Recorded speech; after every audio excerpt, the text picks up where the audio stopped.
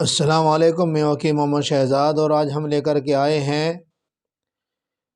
एक नया टॉपिक और वो टॉपिक है नमूनिया। नमूनिया सबसे पहले तो ये समझ लेना चाहिए कि नमूनिया जो है होता क्यों है और इसका जो हिस्सा है वो इंसान की बॉडी में किस जगह है। सभी को ये मालूम है कि फेफड़े के अंदर जो है ना इन्फेक्शन हो जाता है, जब जा कर के जो है नमूनिया बनता है। नमूनिया की जो तहरीक है, नमूनिया का जो मसाला है वो खुश्की सर्दी का है। बच्चा हो बड़ा हो कोई भी हो, इसमें सभी आदमी मुलविस हो जाते हैं। बूढ़ों को भी हो जाता है, जवानों को भी हो जाता है, किसी को भी हो सकता है। मर्ज तो बहरहाल मर्ज है, किसी को भी हो सकता है। ये जो होता है खुश्की सर्दी का मसला होता है। इसका जो फेफड़ा होता है आदमी का, दायां फेफड़ा, इसमें इसका असर होता है। और बार मरतबा आपने सुना भी होगा कि डबल नमूनिया हो रहा है। डबल नमूने की बात भी हम आपको बतलाएंगे। पहले आप इसे समझ लें कि ये खुश्की सर्दी का मसला है। जिस वक़्त इंसान जो है ना ऐसी सर्द ग़िज़ाएँ इस्तेमाल करता है या सर्द माहौल के अंदर रहता है या सर्द मौसम आ जाता है, तो इसका जो दायां फेफड़ा है मुतासिर हो जाता है। और मुतासिर होने पर फिर इसके अंदर इन्फ्लेमेशन आ जाती है, सोजिश पैदा हो जाती है, वरम पैदा हो जाता है, दर्द पैदा हो जाता है। तो जिस वक़्त आदमी सांस लेता है तो इसके अंदर दर्द पैदा होता है। बाज़ मरतबा जो है आदमी के इसमें जो है, जब आदमी फेफड़े का मरीज़ हो जाता है, नमूने का मरीज़ हो जाता है, तो बाज़ मरतबा ऐसा भी होता है जब आदमी खांसता है और जो है ना जोर लगा करके जो है ना बलगम निकालने की कोशिश करता है, तो इसके बाज़ मरतबा ऐसा होता है कि बलगम के अंदर भी खून आ जाता है। बलगम के अंदर खून आ जाता है। क्यों? ये खुश्की सर्दी का मसला है और बलगम जो बना और वो फेफड़ों पे लिपट गया। अब ये खुश्क जो बलगम होगा, चाहे दमे वाले के हो चाहे नमूनिया वाले के, नमूनिया की भी तहरीक खुश्की की है।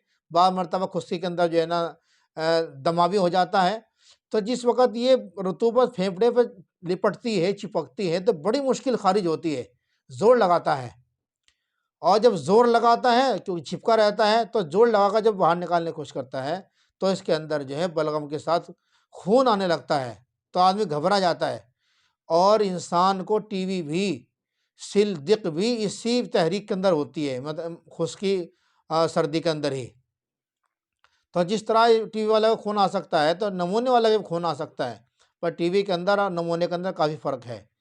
और इसमें बड़ों लोगों को तो नहीं होता, जवानों को नहीं होता है, बच्चों को होता है। जिसको बच्चा सांस लेता है, जब बच्चा सांस लेता है तो पसली के अंदर, दाईं पसली के अंदर गड्ढा पड़ जाता है। तब माँ को पता चल जाता है कि जो है इसे नमूनिया हो गया। बाद मतलब पसली चलने लग जाती है। इससे कुछ लोग ये भी कहते हैं कि बच्चे की पसली चल रही है, यानी नमूनिया हो गया है। उससे भी इस तरह महसूस देता है कि जैसा कि पसली ऊपर नीचे को हो रही है। तो ये नमूनिया की अलामात हैं। और नमूने के अंदर बुखार भी सख्त होगा, नमूने के अंदर बुखार सख्त होगा, सर्दी ज़्यादा महसूस करेगा। और जो है ये ज़्यादातर जो है ना सर्द मौसम आने पे ही ज़्यादा देखा गया है, बच्चों को भी और बड़ों को भी। और इसमें देखेंगे आप, बच्चा जब सांस लेता है तो एक तो पसली चलती है और बाद मरतबा जो है ना पसली के नीचे गड्ढा पड़ जाता है कि बाद मतलब ऐसा लगता है कि जैसे खड़खड़ाहट की पूरी आवाज़ आ रही है। आदमी खड़खड़ाता है, सांस के अंदर खड़खड़ाहट होती है, पर जो है ना निकलता कुछ नहीं, क्योंकि वो जमा रहता है। फेफड़ों के अंदर इतनी ताकत नहीं होती, कमज़ोरी आ जाती है, जिससे बलगम को जो है ना बाहर फेंक सके, बाहर निकाल सके, क्योंकि वहाँ खुशक मामला है। तो इसलिए जो खुश्की सर्दी का जो मसला है, इसको जो हमें ख़त्म करना है खुश्की गर्मी से। ये जो खुश्की सर्दी का जो ये जो तहरीक है, ये कीमियावी तहरीक है। अब जो है ना इसके अंदर जो है ना खुश्की जमा हो रही थी, बॉडी के अंदर जो है जमा हो रही थी और इससे फेफड़ा मुतासिर था, क्योंकि दायां फेफड़ा जो है वो इस उजलाती आसाबी जो तहरीक है इसके हिस्से में आता है, इसके हिस्से में आता है। पहली तहरीक आसाबी उजलाती है और फिर दूसरी जो तहरीक है वो उजलाती आसाबी है। तो इसलिए क्या नाम जो है आदमी इससे मुतासिर हो जाता है। और जिन लोगों को ये चीज़ हो जाती है, नमूने का ख़तरा रहता है, हर साल नमूने हो जाता है, बच्चों को नमूने हो जाता है, इनको चाहिए कि जो है अंडे का इस्तेमाल करें, अंडा और शहद के साथ इस्तेमाल करें। और बच्चों को अगर नमूनिया हो जाता है तो आप इसमें के अंदर जो है थोड़ी-सी जो है ना 1-2 पत्ती ज़ाफ़रान के दूध के अंदर और अंडे की ज़र्दी के अंदर घोल के दे दें और सुबह-शाम दे दें। इंशाअल्लाह वल अज़ीज़ आप देखेंगे बच्चे को जो है ना लेते ही आप आधे घंटे के अंदर इफ़ाक़ और सुकून और आराम महसूस करेंगे। बार मरतबा ऐसा हुआ कि जो है ना बच्चे जो है ना बार-बार मेरे पास आते हैं, हमने पूछा इससे क्या हो रहा है? कहने लगे जो ऐसे दवा भी दिलवा ली, बहुत कुछ हो चुका है, पर ये बच्चा चुप ही नहीं होता, इसका दर्द ही नहीं जा रहा, ये इसका रोना नहीं जा रहा है।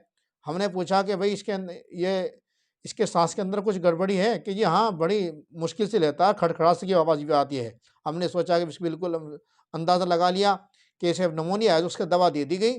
तो अल्लाह की इजाज़त से उम्मीद है दोबारा फिर वो नहीं आया, बच्चा बिल्कुल तंदुरुस्त पूछा कैसा है? कि बच्चा तंदुरुस्त है।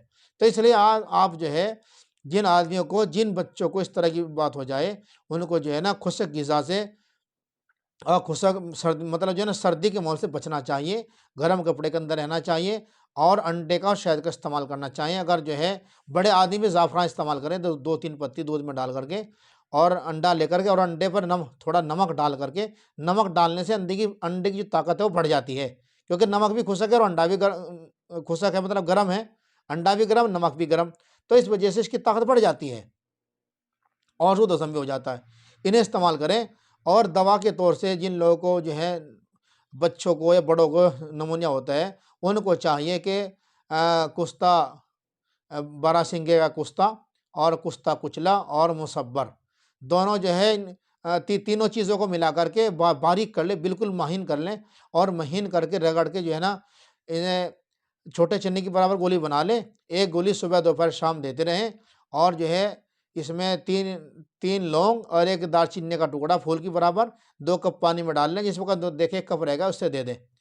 और बच्चों को भी देना चाहिए, बच्चों को भी दे दें, रगड़ के बेहतरीन बारीक करके जो है इसे जो है ना माँ के दूध में या गर्म पानी के अंदर ये दे सकते हैं, बहुत फ़ायदा होगा। और इसमें एक दवाई और भी है होम्योपैथी में, बहुत बेहतरीन रिज़ल्ट, बराइओनिया और फास्फोरस, इसका जो है कॉम्बिनेशन तो बनाना चाहिए।